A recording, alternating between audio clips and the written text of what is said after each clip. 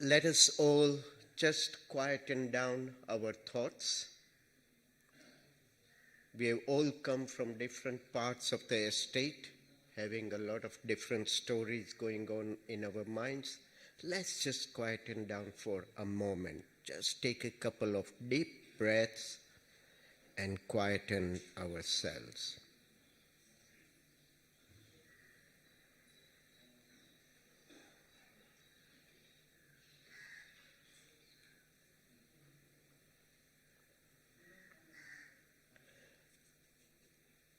Please recite after me.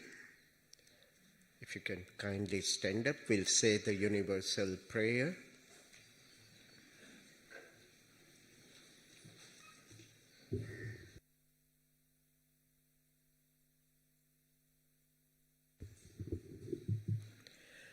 O hidden life, vibrant in every atom, O hidden light, shining in every creature, O hidden love, embracing all in oneness,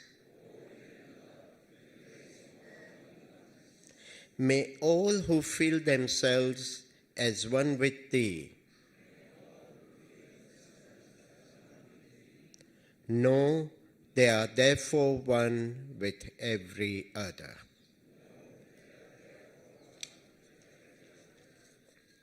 Thank you.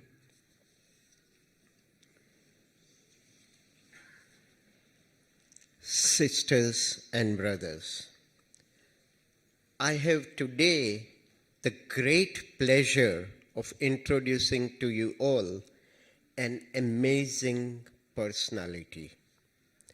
When I first met Tim Boyd here at Adyar at the 2011 convention, straight away we struck a common chord. And the note was attention to detail. We spent some time talking about the estate, and I knew that soon, in time to come, we'll be working together on a number of things. So here we are. Born in New York, Mr. Tim Boyd is an honors graduate with a Bachelor of Arts degree in Public Affairs.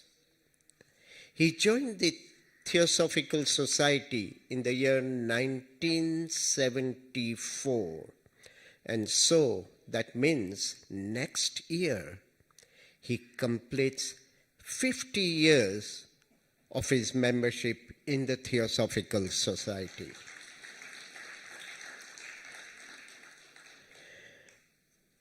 Right from a very young age, Tim Boyd has always shown exceptional organizational and leadership qualities. In 2007, he became the president of the Theosophical Order of Service in America. And in 2011, he was elected the president of the Theosophical Society in America. It was his presidency, it was during this time that the Theosophical Society in America sponsored Dalai Lama to visit Chicago in July 2011. It was a two-day event attended by 10,000 people. The event was so hugely successful, mainly due to Tim's logistical mastery and ability to handle any last-minute issues that can arise from such a high-level visit. After his successful handling of the Dalai Lama's visit, it was no wonder that in April 2014, Mr. Tim Boyd was elected as the 8th International President of the Theosophical Society. Having very successfully completed his first 7-year term, he was once and again elected unopposed to his second 7-year term in 2021. It has been under his leadership that the great educational project here at Adyar, under the name of Adyar Theosophical Academy, has been started, and the Besson Memorial Animal Dispensary has taken a new phase, has been expanded to become one of the leading dispensary for animals in Chennai. In the last 8 years of his presidency, Tim Boyd has visited so many countries of the world, giving talks, lectures, conducting workshops, seminars, interviews, etc., that if I start listing the number of countries, it will take a long time. However, friends, it is a coincidence that he has visited all the countries of this interconnected world except Africa.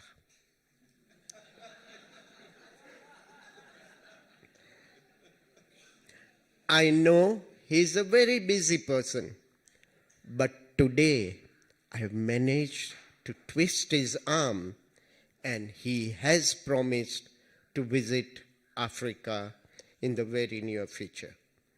Ladies and gentlemen, please join me in welcoming our International President, Mr. Tim Boyd, to give the 5th public lecture of this convention entitled The Choice to be Whole. Brother Tim Boyd.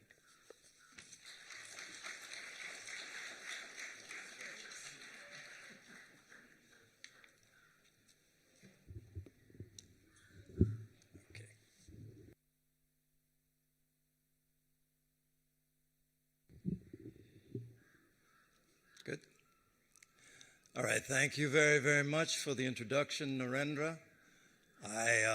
For a while there, I was going along thinking like, this is a really, really great person to have introducing me, right up until that little sneaky piece at the end.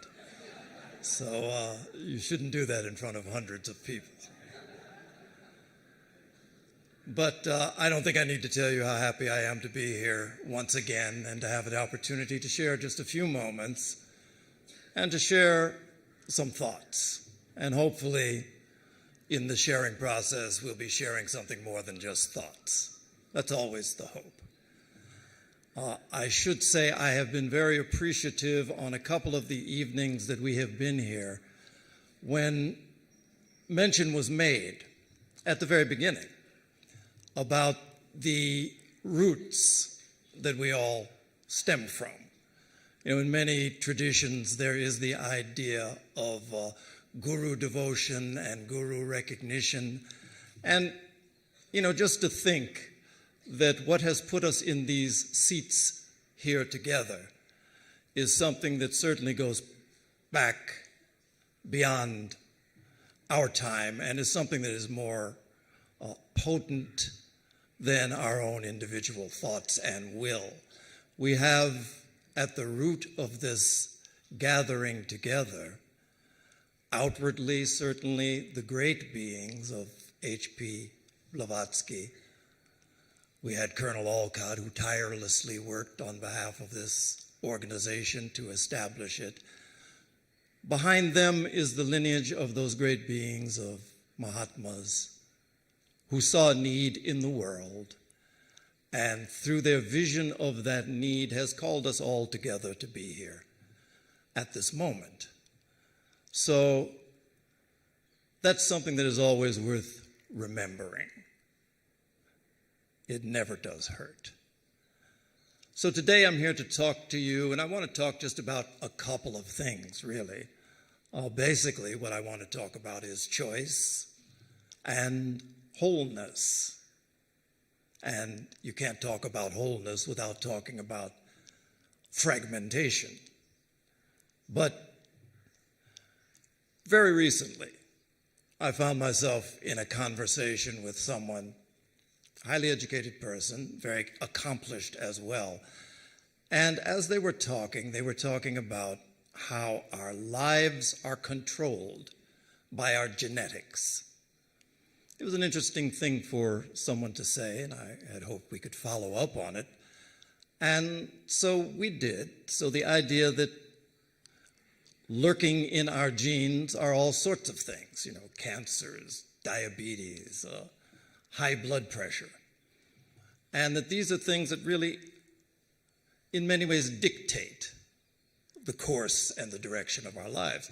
And it was a fascinating thing to hear, and I found myself just asking, do you really believe that?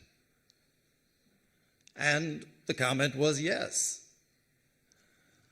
Although we didn't pursue it much further, my response was, well, if that is the case, then you should probably hope that there's nothing lurking in your genetics, if this is in fact what controls our lives and our existence.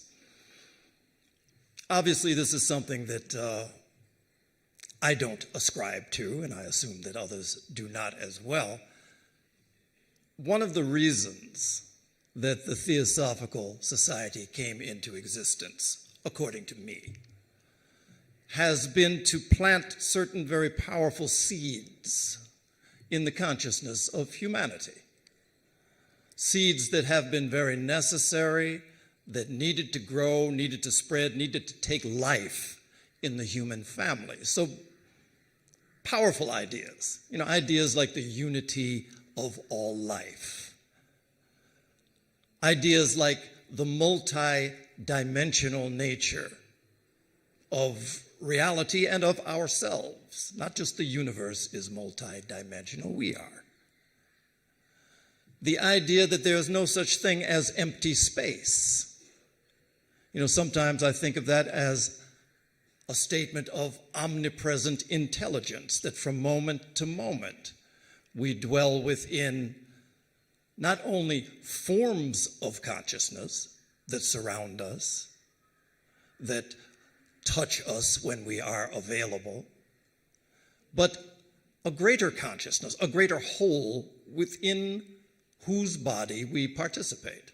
The biblical statement is we live, move, and have our being within that greater whole. But this is an idea that, again, according to me, this was one of the things that this theosophical movement came into being to plant in the minds of humanity.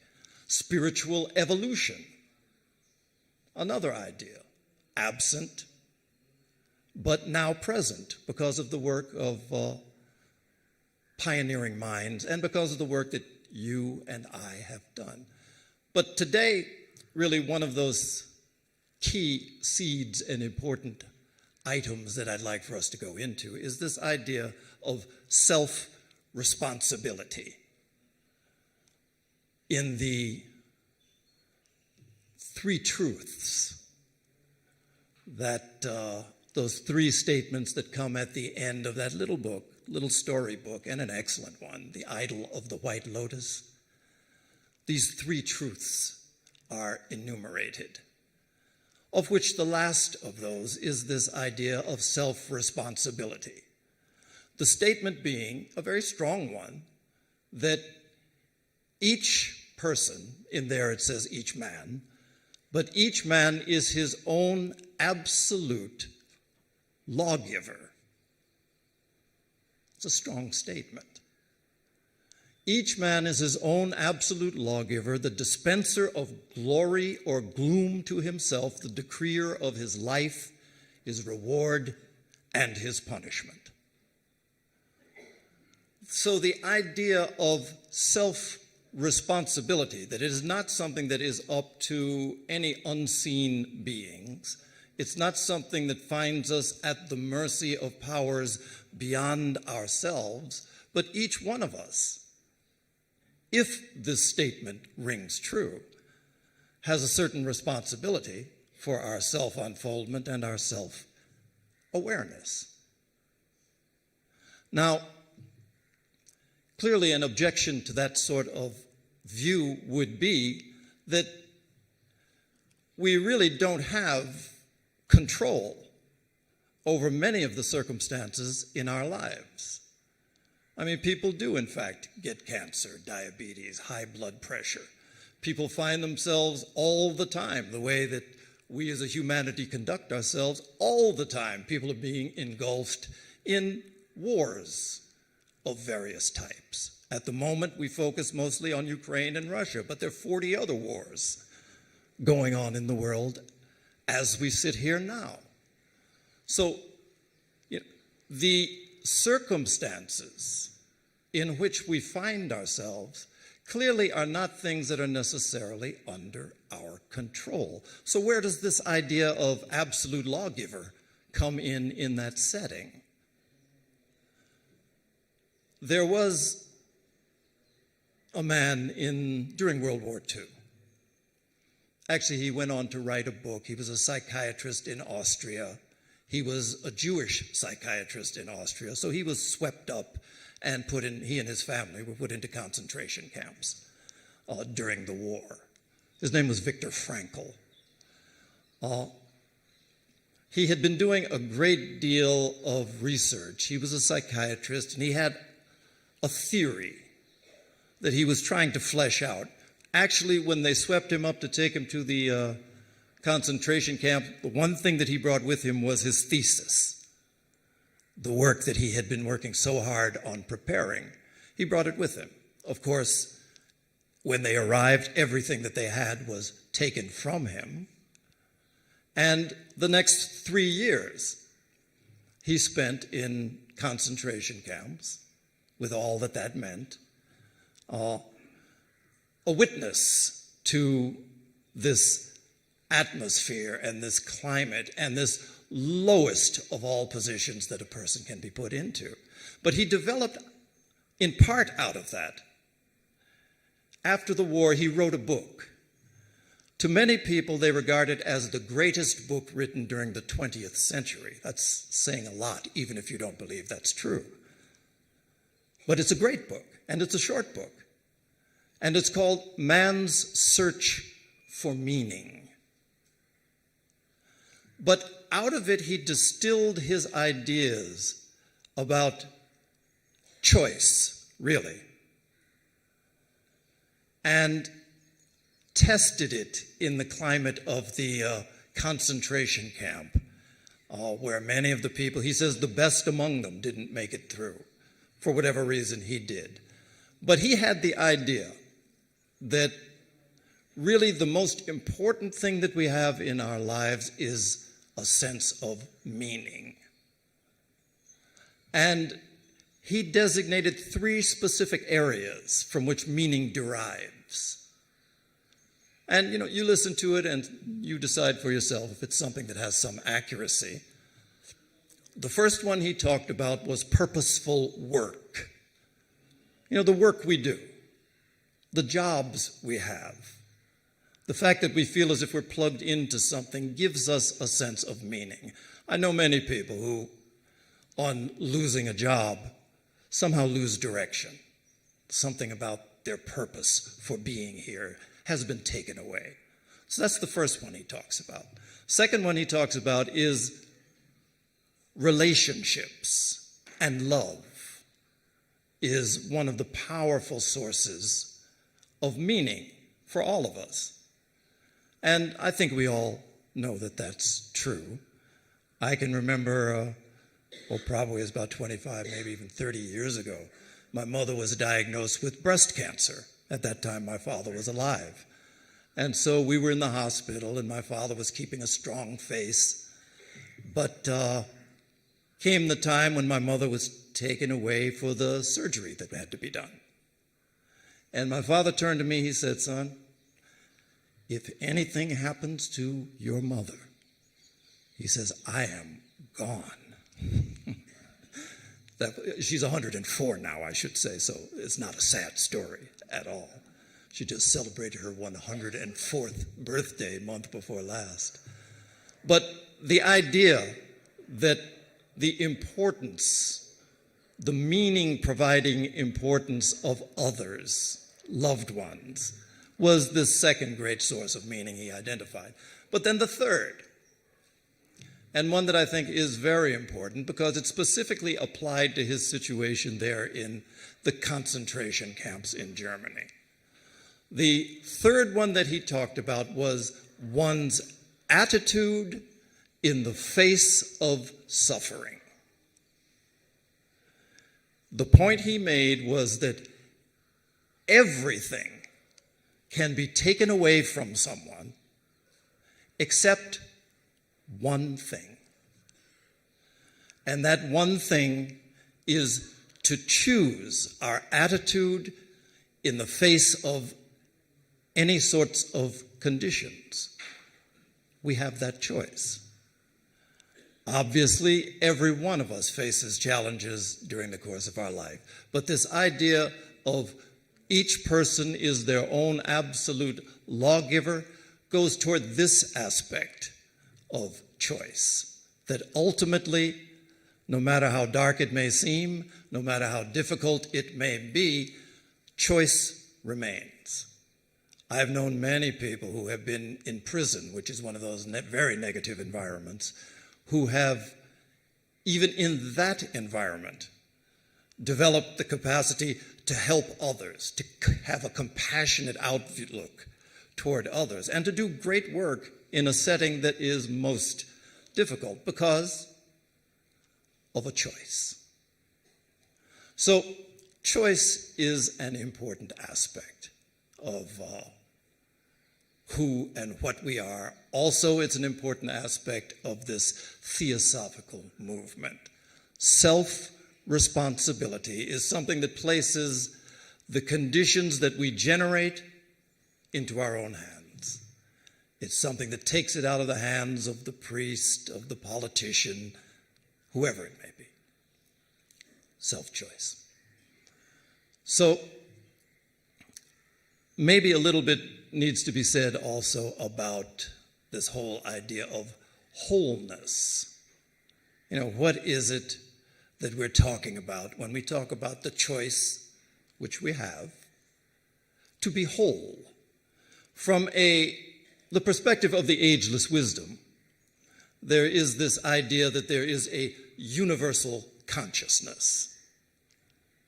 That in the case of the human being, it is something that becomes progressively shrouded.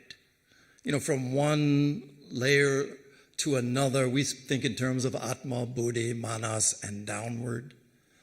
That this consciousness becomes progressively shrouded, progressively filtered, until we get to the point that we sit here now with each other, firmly convinced of our separation and our individuality, convinced for a very good reason, largely for the fact that everything that we do confirms it. If I'm not mistaken, it was on this stage that I remember hearing Radha Bernier make a statement about this. And what she had to say was that we all know that we are separate from one another, because if I tell my hand to move, nothing happens with yours. You know, everything we do confirms that, you know, yes, it's true that we're separate. And so there is this powerful thought that we have become involved in.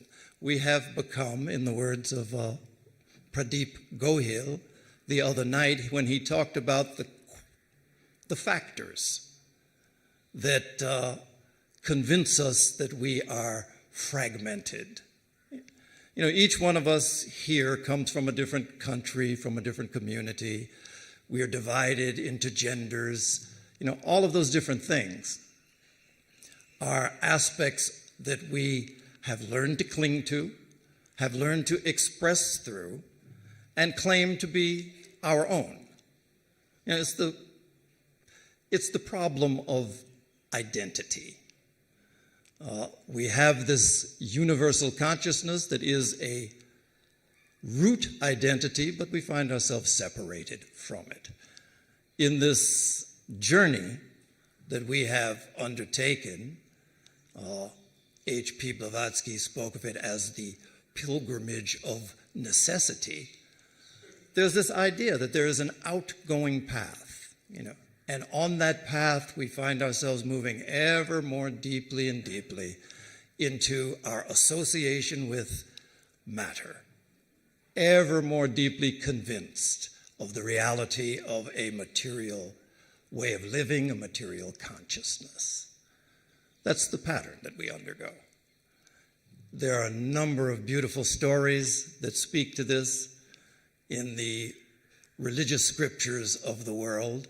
One of my particular favorites is the story of the prodigal son. You know, the story of the son who has everything living in the father's house but wants to go out and make his own way. It's the story of the soul. The son who leaves the house of the father and goes to a very, very far land, and along the way drops, squanders all of his wealth. You know, it's the story of us. We leave the house of an undivided consciousness, not by choice. It is the pilgrimage of necessity. And we wander, and we find ourselves ultimately far, far away from that undivided state that is a home to us. We feel as if we're far away, even though always it's very present. That particular story I always like because there comes a moment that, at least for me, is the most important moment in the story, which is when the son who has wandered so far has a waking up moment. In that particular story, he's wandered so very far that he is now doing the lowest sort of employment that you could have done in that time. He's having to feed the swine. And not only is he having to feed the swine, but to complicate matters, now there's a famine in the land. And it's said that he becomes so hungry that he would eat the food that he was feeding to the swine. So it's really just a description of us. You know, we are here, we are in material bodies, we are eating of a material food, and we are feeling ourselves as separated. But there comes a moment when we awaken. And this really is the most important part of all of this. We can awaken. And when we awaken, then what was once an outgoing journey becomes a journey back home. And the Nivriti Marga, the incoming journey, we can begin. And so this is one of the features of this process of fragmentation. Not only are we self-divided along lines of nationality, we've managed somehow to alienate ourselves from the natural world. A lot of what has been talked about here has related to that. It is, in fact, an urban planet that we are living on in the year 2023. More people live in cities than live in rural settings, and we have become quite cut off from the natural world, and that has effects. There was a study that was done at the University of Michigan. It's been some years ago. It got a lot of attention, I think, because of the catchy title. The title for the study was How the City Hurts Your Brain. How the city hurts your brain. And basically the study, in a way, it confirmed things that we probably already know. The way the study was set up, they had a number of psychological and just other sorts of tests that they would do. Two groups. One group, they said, well, let's take a break and then we can come back and continue the testing. That group, they said, look, take a walk down Main Street. So they had to walk with the stoplights, the city buses, everything that they were encountering. Another group, they said, you take a walk in the park over here. So they walked in the park. When they came back to do the testing, they found that the cognitive abilities of the city people, city walkers, had diminished substantially. That their impulse, ability to resist impulse, had gone down. The other ones came back, they tested better than they ever did before. They found that for people living in cities, even something as simple as having a view out your window of a tree affected the level of domestic violence in various apartments in a building. The fact that nature is healing, nature is restorative, and perhaps the cities are less so, was one of the things that was confirmed in this particular study. So, alienation from nature. Nature, such as this place, we all know, it has very stable patterns. We can feel it from time to time as inhabited by greater intelligences. I can remember a number of years ago, a group of us from the Theosophical Society in America, we went on a tour to Tibet. And one of the ideas that was quite prevalent there was that on the mountaintops were special because they were inhabited by great beings. And anytime you would be driving over one of the mountaintops, there would be prayer flags everywhere. And you would be encouraged to greet the beings of the mountain. They were described as the Las. And so every time we'd come over the top of a mountain ridge, we would all shout out, Ki so so la jalo. Basically just means happiness, happiness, blessings, blessings from the Las, the devas of the mountain. But this idea that nature is inhabited is something that is prevalent throughout the world, and it is restorative. And we have managed somehow to cut ourselves off from that experience, is another factor that has caused some fragmentation. So for us, we are told that at a certain point, we have the capacity to take these matters into our own hands. In the words of the three propositions to the secret doctrine, she talks about moving from a point of natural impulse to self-induced and self-devised effort. Each of us can choose to facilitate our own unfoldment, our own growth. And that in making that choice, we find that it has effects. The other night we had Dr. James Tepfer, who was here, and he was speaking with us.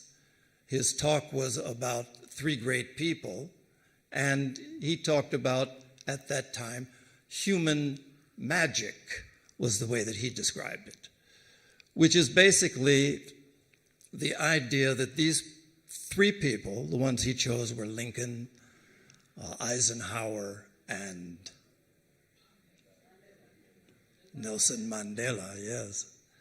That these are people whose consciousness was such that it exuded something that affected their environment, affected the people around them. And he described it as human magic.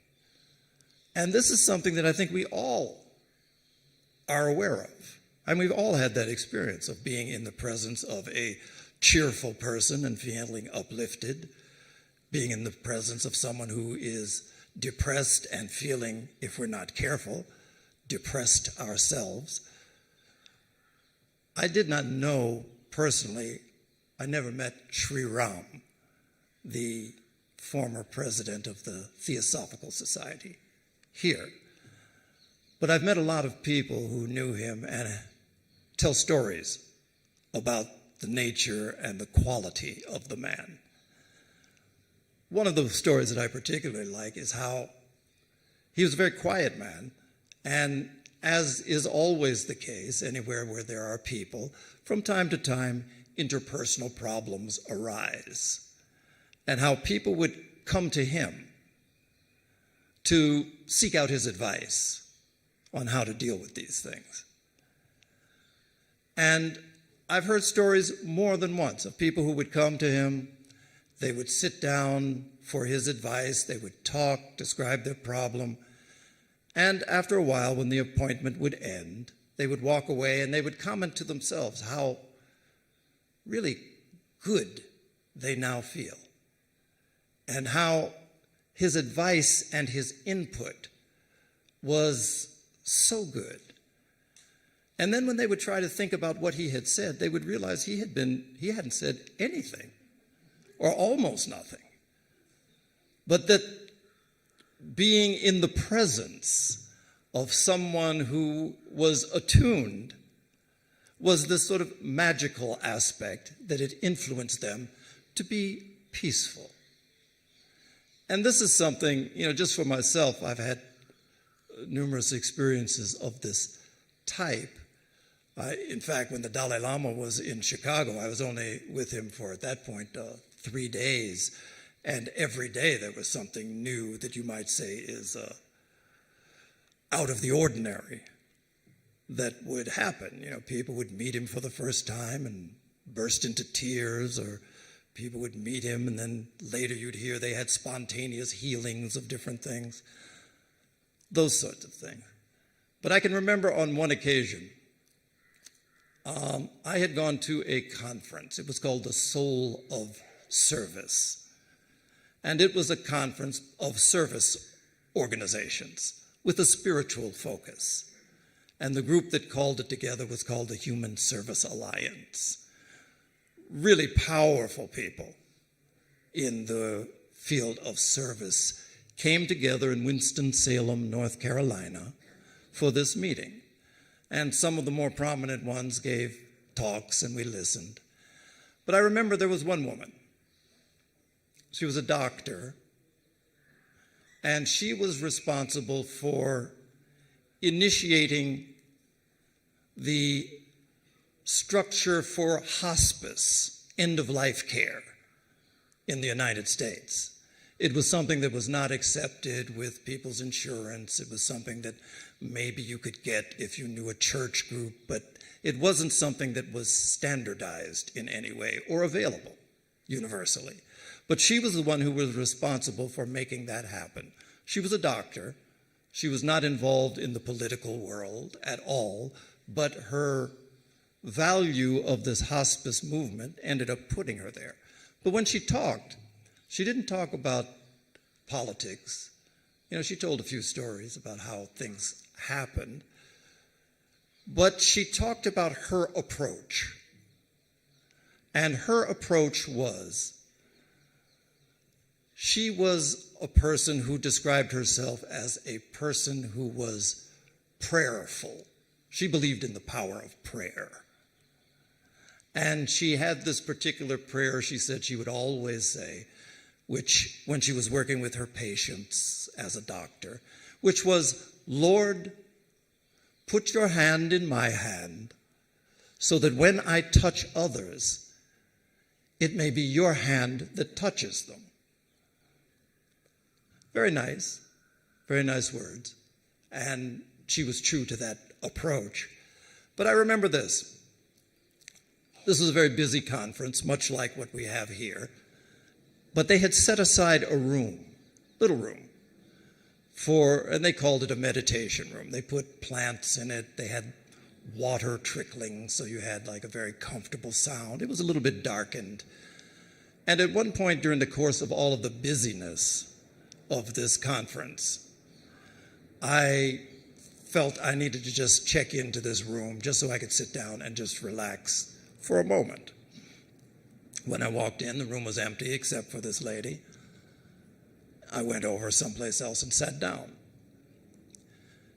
And I never will forget, I sat down really with the intention just to breathe and relax.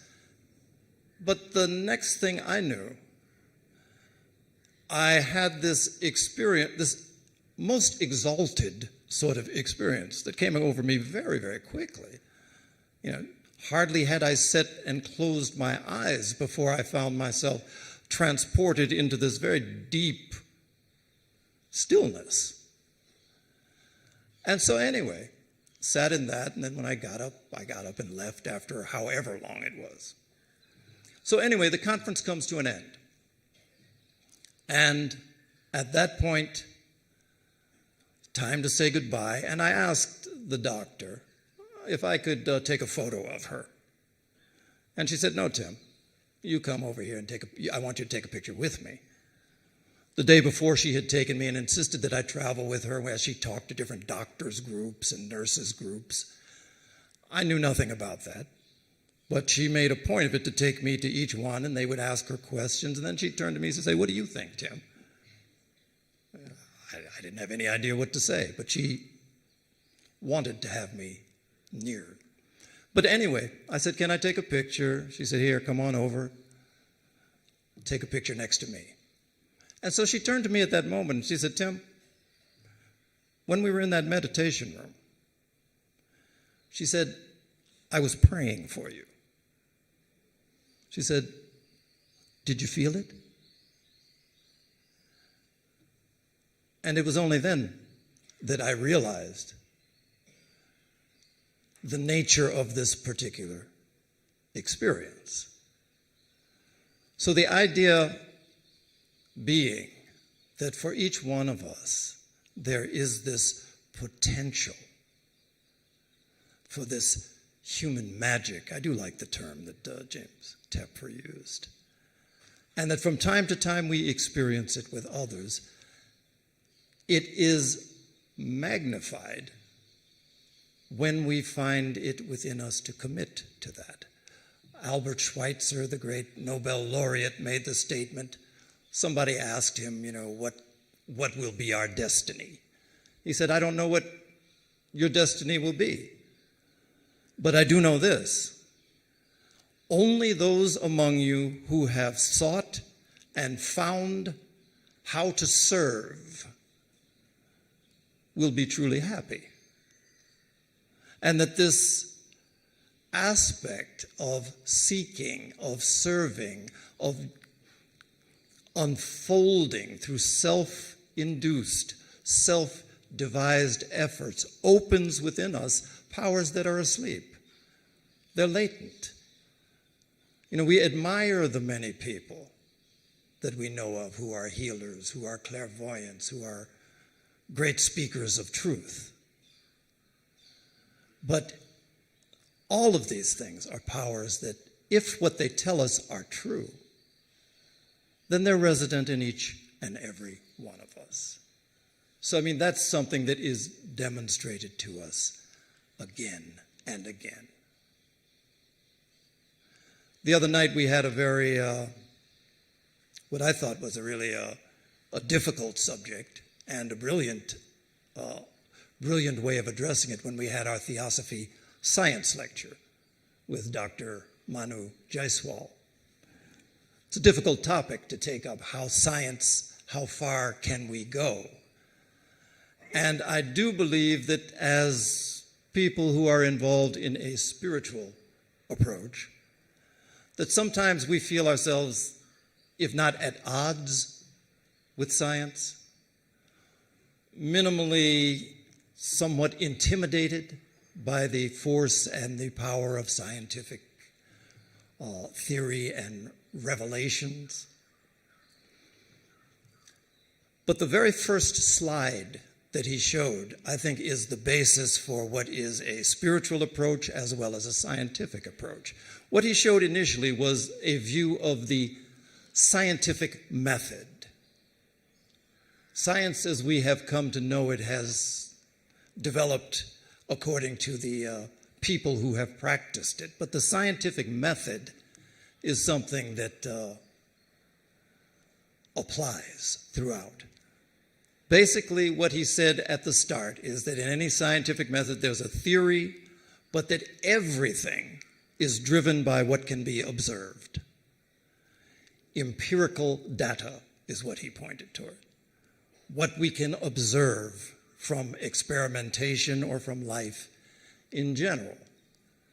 And that if the data does not support the theory is either thrown out or refined or it's confirmed. The difficulty that we have had is that when we think in terms of the scientific approach, very many people speak about how it has reduced reality. It has reduced it to the physical realm. It has reduced it to the realm of 5 senses. And that becomes a problem. In the world of the spiritual, scientific language has been what has been applied forever. I mean, you take His Holiness the Dalai Lama, he's very fond of saying that each one of us has the greatest laboratory, better than any laboratory you'll find at India Institute of Technology or Harvard University. And that's our own consciousness. H.P. Blavatsky, when describing what is theosophy, one of the things she said that theosophy is the accumulated wisdom of the ages, tested and verified by generations of seers. This is pure scientific language. It's tested, it's verified, but the difference is that the science that we know today is based on 5 senses. And those 5 senses can only confirm or deny physical reality. But the science of the ageless wisdom was brilliant in that it included a 6th sense, not just the yanandriyas that we know of the ear, the nose, the tongue, the hand, the eyes, the 5 senses. They added the sense of the mind, the sense of the human consciousness, as this 6th sense. And based on that, the capacity for experimentation increases enormously. I mean, you see this in Tibetan Buddhism. They have the Bhava Chakra, which is a 12-segmented wheel, which depicts the 12 nidanas, or the 12 interdependent links of origination. But one of those is the 6 senses, and it's depicted as a house with 6 windows: taste, touch, smell, sight, sound, and mind. And based on this scientific approach, I mean, each one of us is a practicing scientist to the extent that we realize it and accept it. And there are great theories that have been put forward. Take one, the Buddha. The very first words of the Dhammapada, first verse, states a theory that can be proven or not. He says that all that we are is the result of our thoughts. That's the theory. All that we are is the result of our thoughts. It is founded on our thoughts. It is made up of our thoughts. So these thoughts are substantial in this particular scientific view. The next part of that same verse outlines an experiment for us to undertake. The experiment being, if a person, speaks or acts with an evil thought, sorrow follows him like the wheel follows the foot of the bull that draws the cart. So that's something we can experiment with. To the extent that we have these angry, evil, unkind thoughts, is this something that is provable? If it is, then the greater theory can be accepted. If it's not, then it doesn't have to be. The other scientific aspect that he emphasizes is the idea that if a person speaks or acts with a good thought, then happiness follows, like a never departing shadow, is the way that he put it. So a shadow that is constantly with you, if that's the results of the good thought. And these things are testable if we are willing to do it. It involves a different sort of science. It's the science of the intuition and of the mind, but science nonetheless.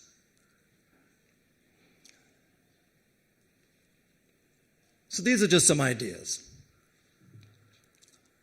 Choice, wholeness, our responsibility to experiment and to find truth for ourselves. These are all things that are involved in this. Ultimately, we do have a responsibility.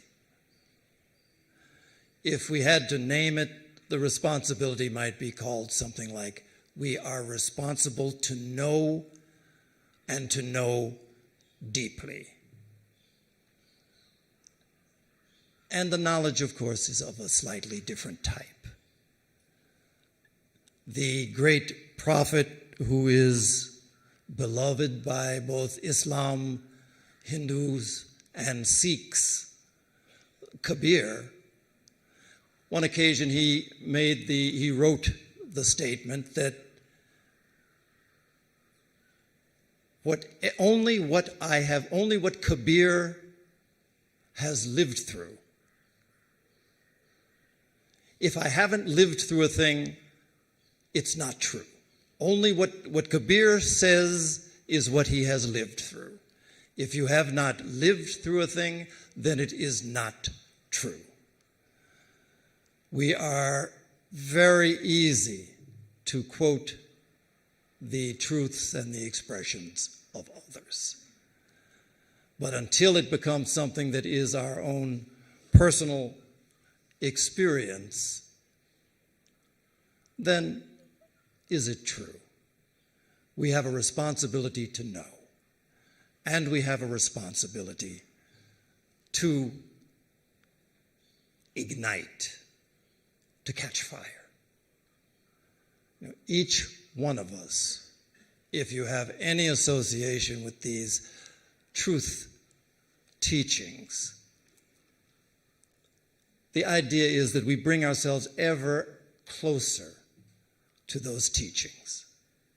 We warm ourselves at the hearth of these teachings. And ultimately, we commit and we are able to become inflamed by them. This is the way that, the only way that the world changes.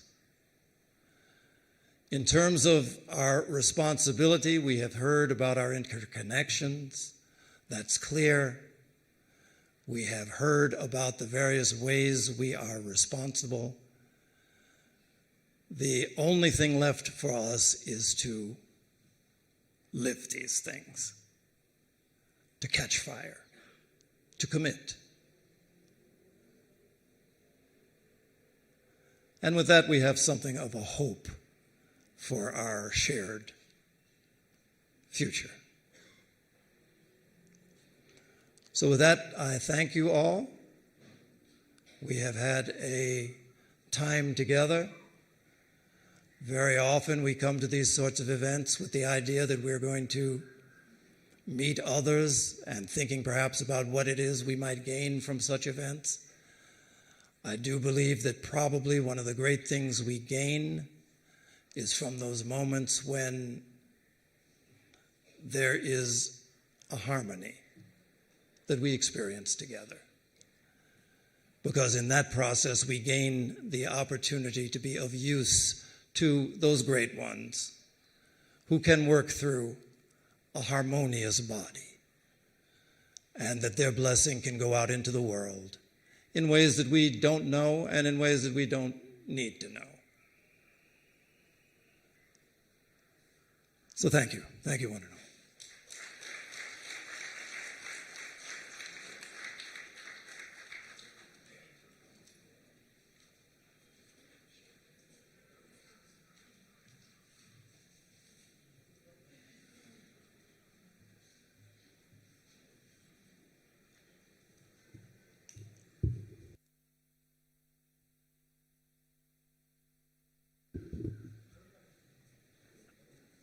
After that truly beautiful talk, there is no need to say any more. So I'll ask Shekhar to take over.